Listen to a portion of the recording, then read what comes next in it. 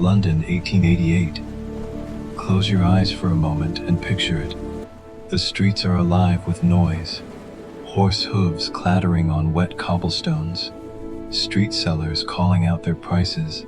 Factory whistles shrieking in the distance. The city smells of coal smoke and river mud. Ladies in long silk dresses step carefully around puddles. Gentlemen in top hats stride past with gold pocket watches glinting from their waistcoats, and weaving silently through all of it, barely noticed, barely seen, are the children. Small, thin, sharp-eyed children in torn clothes and bare feet. You might mistake them for ordinary street kids. You would be wrong. These children are working, and what they do for a living would break your heart.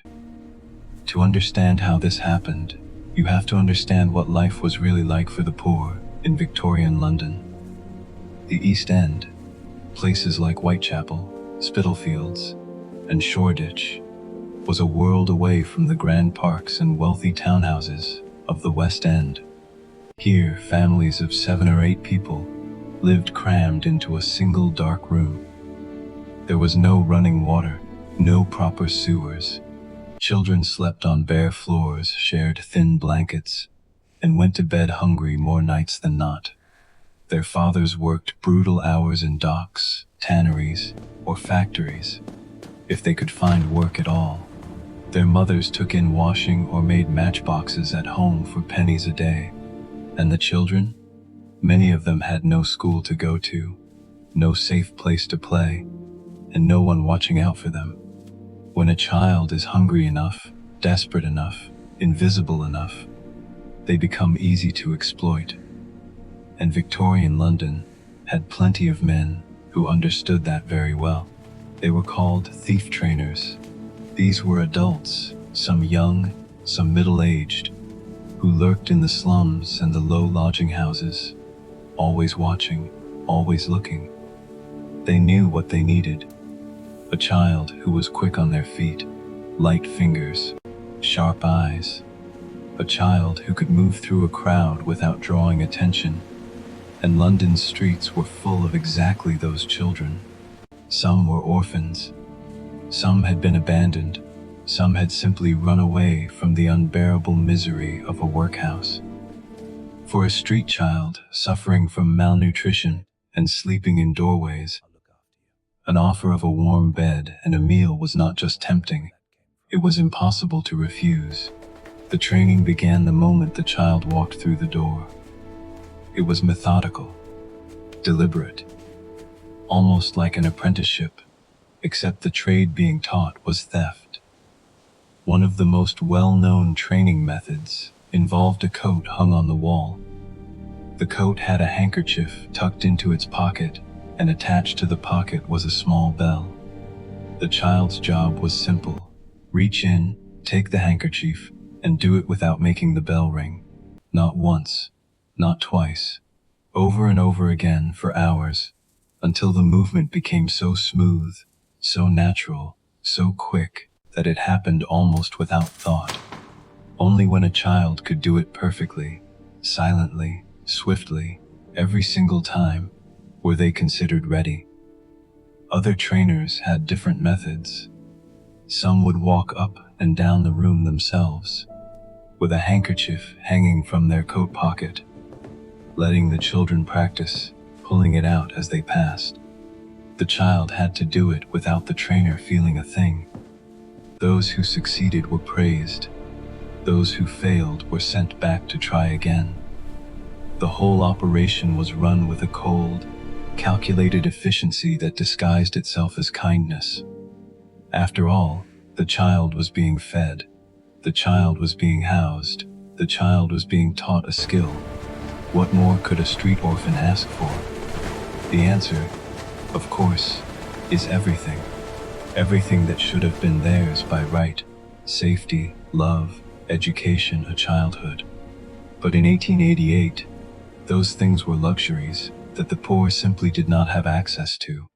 Once trained, the children were sent out into the city, and London in 1888 was a pickpocket's paradise. The streets were impossibly crowded. Markets, railway stations, horse-drawn omnibus stops, the theater districts. Everywhere you looked, bodies pressed against bodies, and in that press a small hand could slip into a pocket and be gone before anyone noticed. The children rarely worked alone. 2, 3, sometimes 4 children would operate as a team. One would create a distraction, asking for directions, pretending to fall, pointing at something in a shop window. Another would move in close from behind. A third would act as a lookout, watching for police constables. The whole thing was choreographed like a little performance, played out dozens of times a day on the streets of the city. The targets were usually the wealthy, gentlemen with gold watches, ladies with embroidered purses, merchants counting their coins at market stalls. The children had been taught exactly what to look for: the shape of a full pocket, the weight of a watch chain, the moment when a person's attention wandered. One 13-year-old boy named John Reeves, who worked in one of these gangs, reportedly stole more than £100 worth of property in a single week. That was a staggering amount of money, more than many working men earned in an entire year, and yet John Reeves himself saw almost none of it. Everything he stole was handed back to the adults, who ran the operation, who then sold the stolen goods through criminal networks across the city. The children were given just enough: a bit of food, a roof, a few coins, to keep them compliant and coming back. It was a trap dressed up as a rescue. Some of the thief trainers became notorious enough that their names appeared in newspapers and court records. Thomas Duggan operated out of the St Giles slum and was widely known as one of the most calculating exploiters of young children in the city. Charles King ran a professional pickpocket gang that included children as young as 9. Isaac Solomon, believed by many historians to be one of the inspirations for Charles Dickens' famous villain, Fagin, received stolen goods from child thieves for years, escaping arrest multiple times. These men were not poor. They were not desperate. They were clever, ruthless, and fully aware of exactly what they were doing to the children in their care. And what of those children who got caught? The law showed them very little mercy. Before 1847, children were tried in the same courts as adults, sentenced to the same punishments. A child as young as 8 could be thrown into adult prison. Some were flogged in public. Some were transported to the penal colonies in Australia, sent across the world, never to see their families again, for the crime of stealing a handkerchief. Over the course of the Victorian era, more than 100 children were even sentenced to death. Most of those sentences were eventually reduced, but the very fact that they were handed down at all tells you everything you need to know about how society viewed its poorest children, not as victims to be rescued, but as criminals to be punished. Charles Dickens had seen all of this.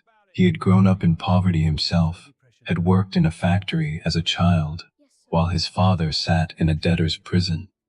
He understood, from the inside, what it felt like to be a child that the world had decided was not worth saving. In 1837, he published Oliver Twist, the story of a young orphan boy who escapes a brutal workhouse, arrives in London, and falls into the clutches of a criminal gang of child thieves, led by a cunning old man named Fagin. Dickens did not invent Fagin from nothing. He was writing about something real, something happening on the actual streets outside his window. Oliver Twist caused a sensation. Readers wept.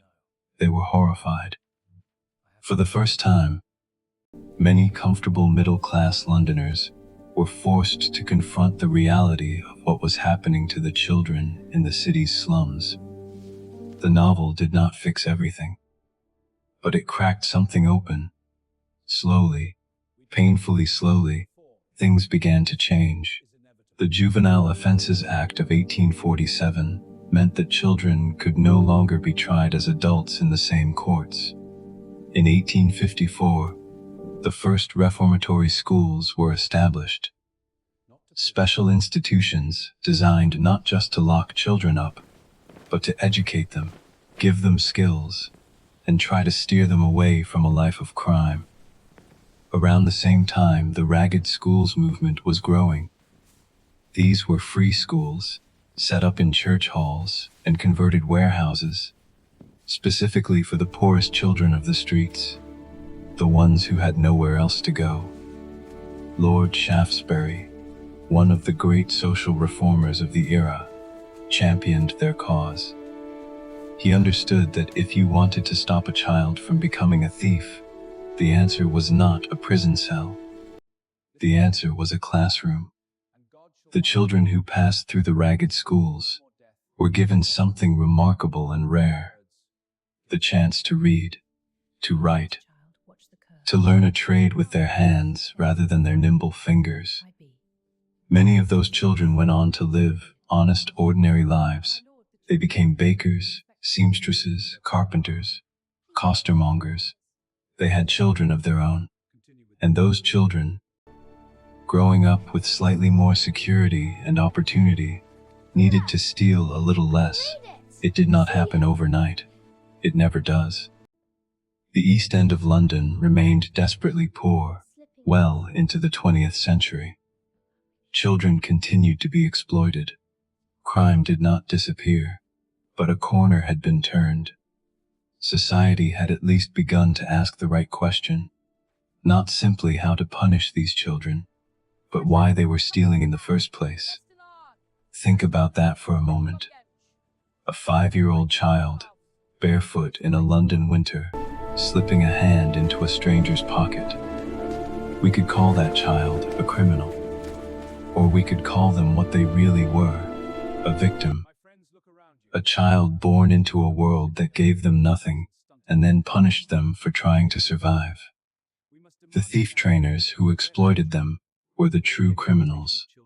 The system that left those children with no food, no school, and no future was the true crime.